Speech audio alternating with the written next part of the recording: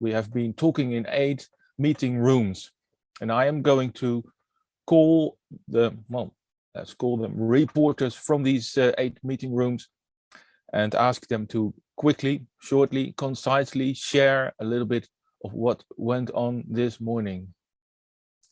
I hope that's okay with you. And now I will call room 1, and I think Bianca Pustella will report back from that room. Is that correct? Yes, it's me. Bianca. Hello everyone. Mm. So the 3 main highlights that my group talk about were the trust in the organization that provide the data with the organization that use the data. So also the trust in the data itself, it's really important. The topic of trusting came from a lot of questions. The second one is the environmental sustainability, monitoring farm systems, as well as environmental indexes, as farmers can have a real measurement of their impacts on the 3 levels of sustainability, that is environmental, economical, and social. And then the third and last one is the 2-way flow data in the food chain world. So from the consumer's point of view and also from the supply chain point of view.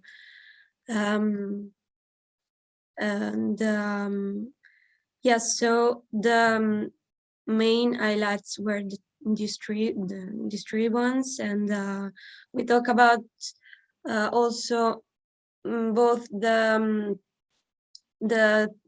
education sector, that is really important to gain the trust of the farmers and the trust in the data.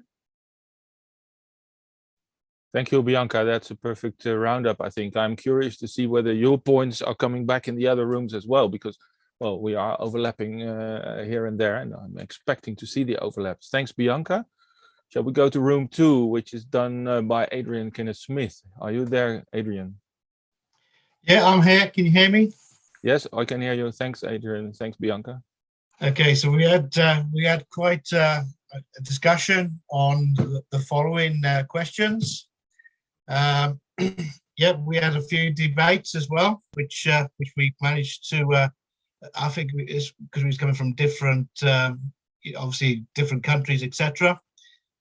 So what we've got here, the first question was, what would be a useful data-related solution for the farmers?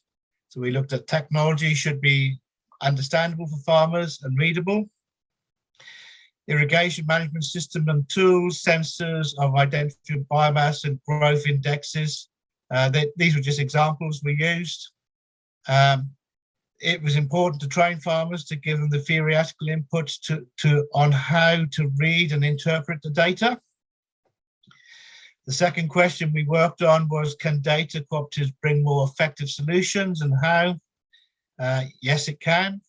And we also talked about demo farms help to discover and promote the wide applications of agri innovation.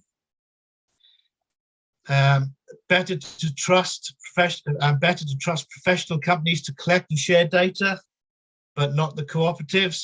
Data collected and interpretation matters. We moved on to question 3. Can we build sustainable businesses models based on data? In the long term, the farm business models can be sustainable. But you've got to build confidence in a group of farmers while sharing the data to reach their end goal, which is profits. And hybrid business models help to reach farming sustainability. What we did find was farmers are not collaborating with researchers.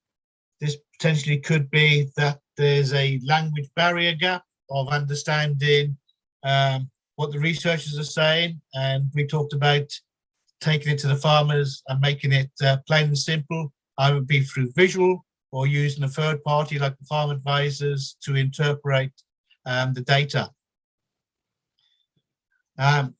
Next question was, what other actions should play a role to make these solutions a success?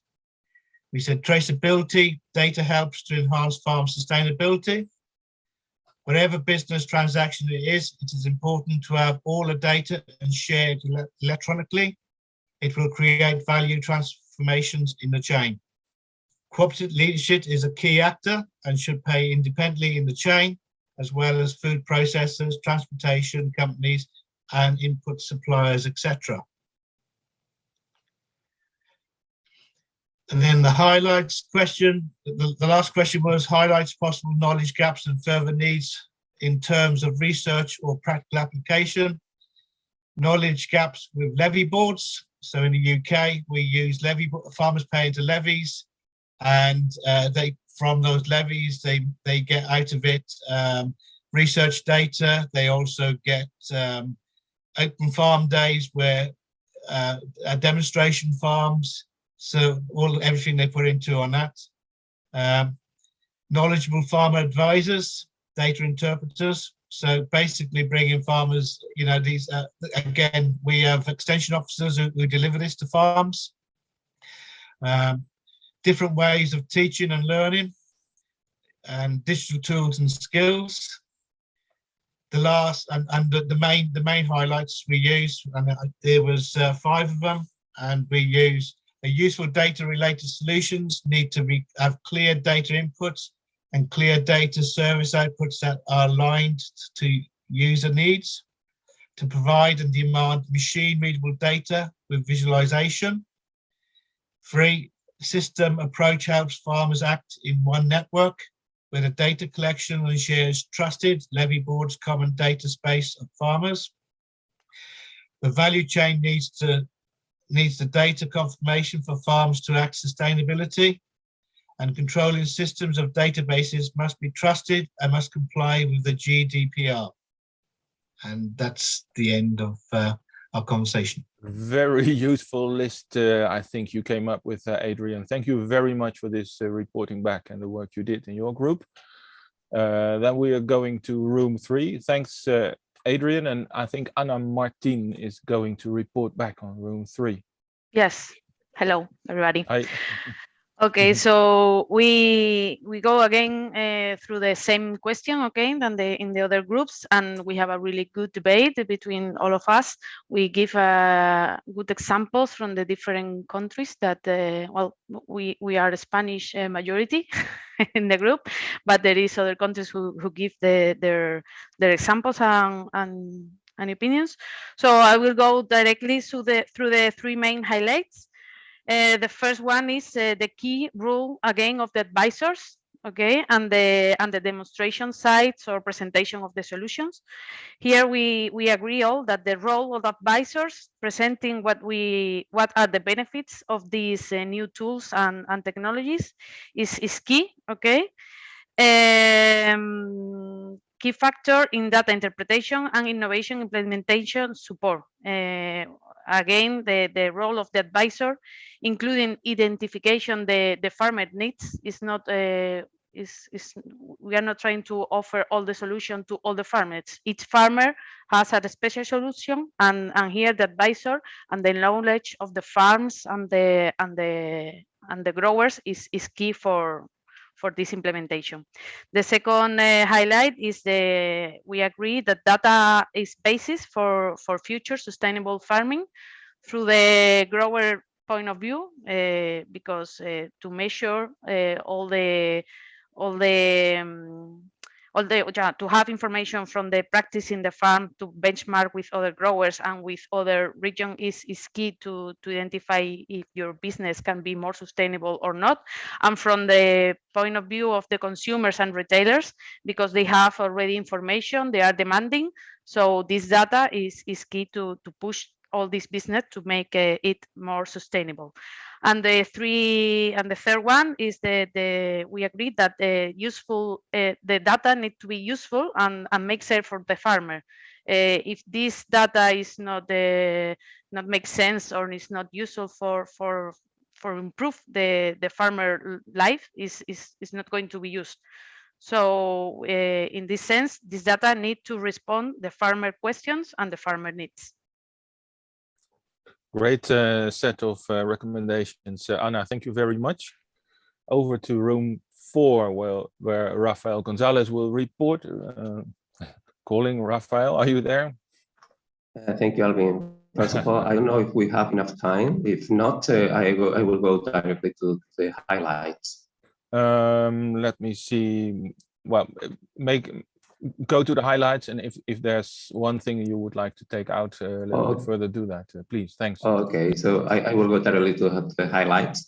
First of all, I would like to thank all the facilitators, the members of the EIP-AGRI, the participation in the group, and also the other members of different countries. I don't remember the name, but we at the last we were lacked time, so we have been discussing a lot. Anyway, the 3 main highlights were first, if we have good data, they are of high quality, accessible, and interoperable.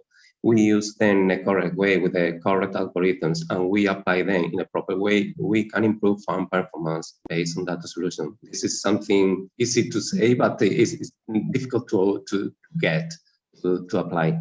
The second highlights got a huge opportunity out there to say that data sharing standards. It could be compulsory, but also it could be necessary to assign an extra budget for that. And finally, applying data is a process. It takes time to get transparency and money to be implemented. And that was the 3 highlights. If you want to comment some of the questions, I can go on them. No, I think we're all right. I think this is good for now. Then we'll rush towards the next 4 rooms, and I think we'll make it on time. Thank you very much, Rafael. And then for room 5, it's Hubert.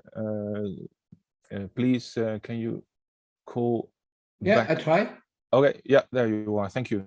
Okay, thank you very much. And we have had a very fruitful discussion, and thank you very much for the facilitators.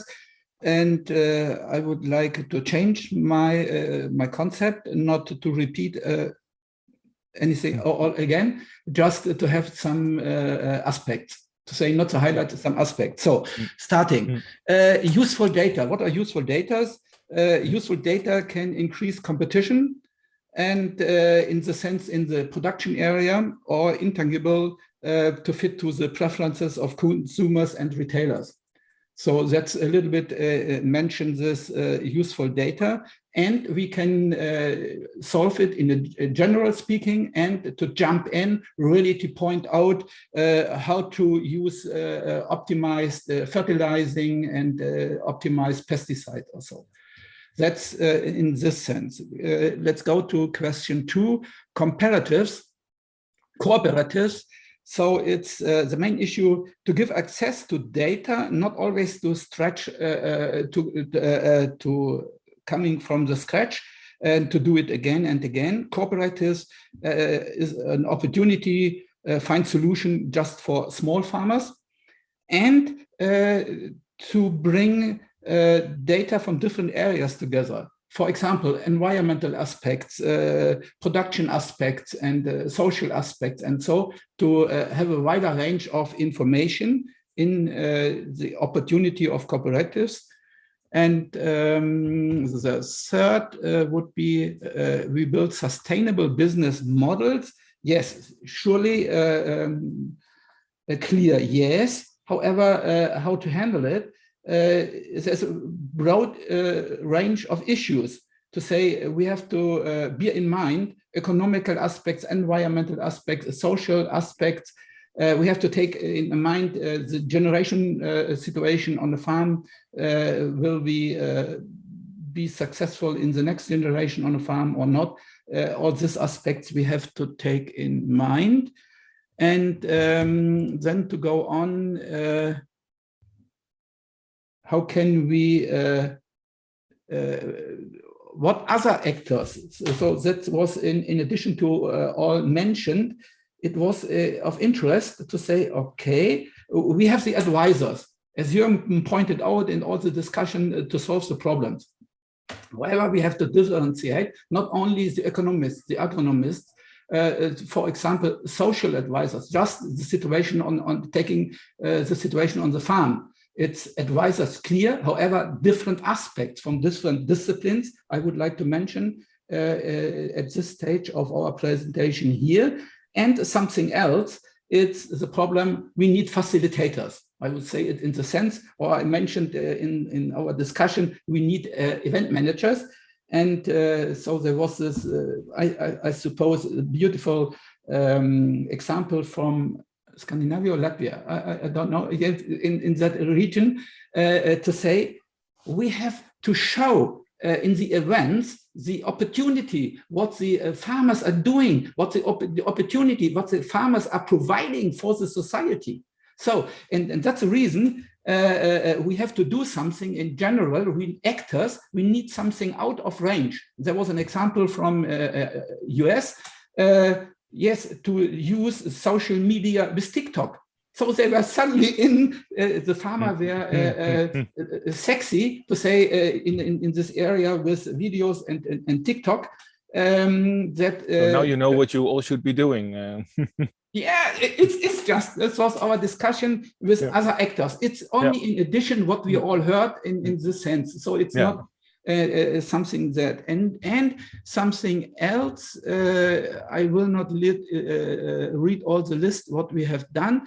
It's just an education, difficult to use the tools and so on. However, there is something we have to more to investigate what's going on, what happens.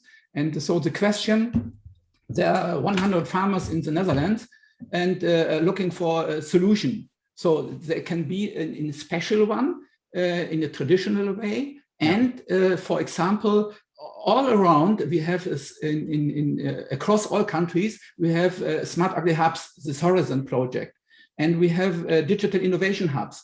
And the digital innovation hubs have this interest to make the transfer of all the digitalization and to support all the players in the system. So it's to find a solution for groups.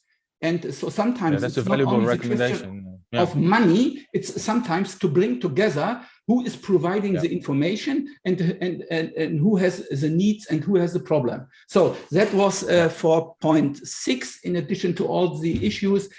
For example, Smart Agri Hubs is providing issues and to have a new thinking of digital innovation hubs.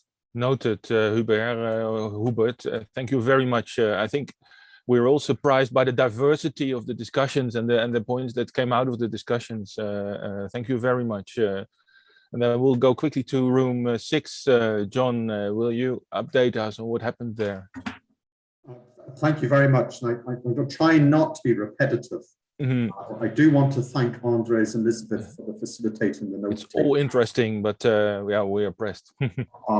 Can I say, in answering the initial question, how can data solutions support farmers? There was no shortage of great ideas, from using weather stations to control nutrient application, controlling crop pests, controlling livestock diseases, optimizing yields, driving soil health and fertility, improving water quality, improving biodiversity, measuring carbon stocks, changing carbon stocks, benchmarking, baselining. There was no want of uses for data to improve farmers. I want to focus on 4 highlights. Everyone's talked about the use of cooperatives to build trust. We extended that to look at public-private partnerships. Certainly in Ireland, we have 2 or 3 really good examples. ICBF are very good at improving livestock genetics. It's a public-private partnership, and we've seen great genetic improvement of animals.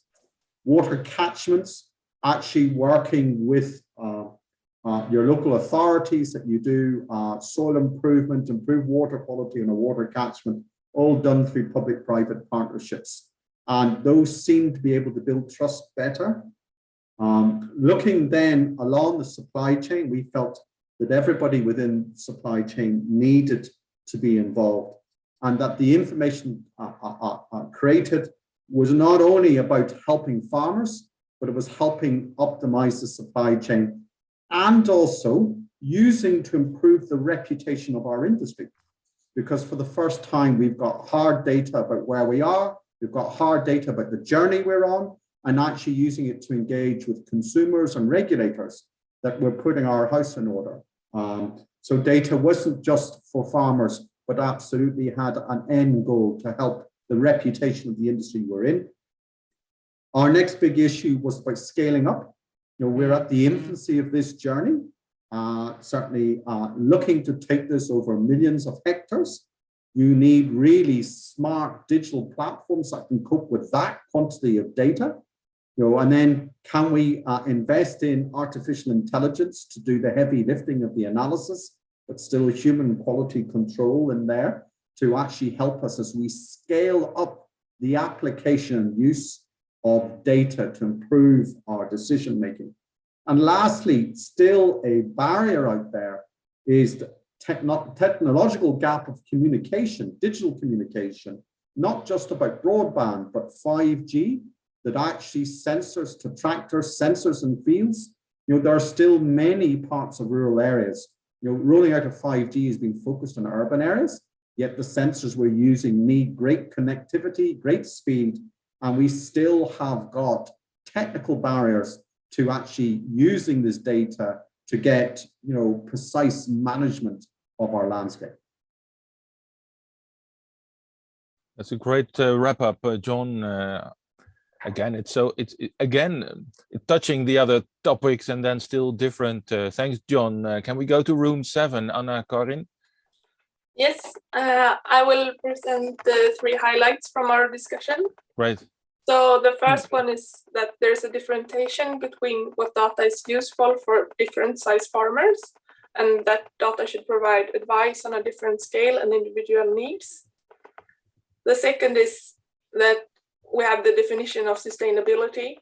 So if we define what we measure, we can use the data to enhance farm sustainability and we can benchmark. The last one was it needs to be a better visualization of data. So data needs to be easy to access and use. And there's sometimes missing tools and data for small scale farmers. And also education on digitalization is needed both for farmers and advisors. So that was a short summary from our group. That's a great short summary, Anna. Thank you very much. Then we go to the last room. Room 8, Valentino, are you there, please? Here I am. Can you hear me? Yes, I can hear you. Thank you. Okay, so we had an amazing discussion in our group, many overlaps with the latest presentation. So I will just go to our conclusion. We started from a very specific point. I mean, it's impossible to find specific general solution for very specific needs and very specific farm. But of course, the solution need to be developed and carry on field more than farm itself, because each field has different problems and different needs. However, we do think that cooperatives can generate a huge impact on the use of such data, and something that came out that what we see as very relevant as general data for farmers and from farm is generally soil data and weather data. More than weather data is the information that we can get out of weather data, such as pest and disease management. These are a typical example of data that manage at an aggregate level.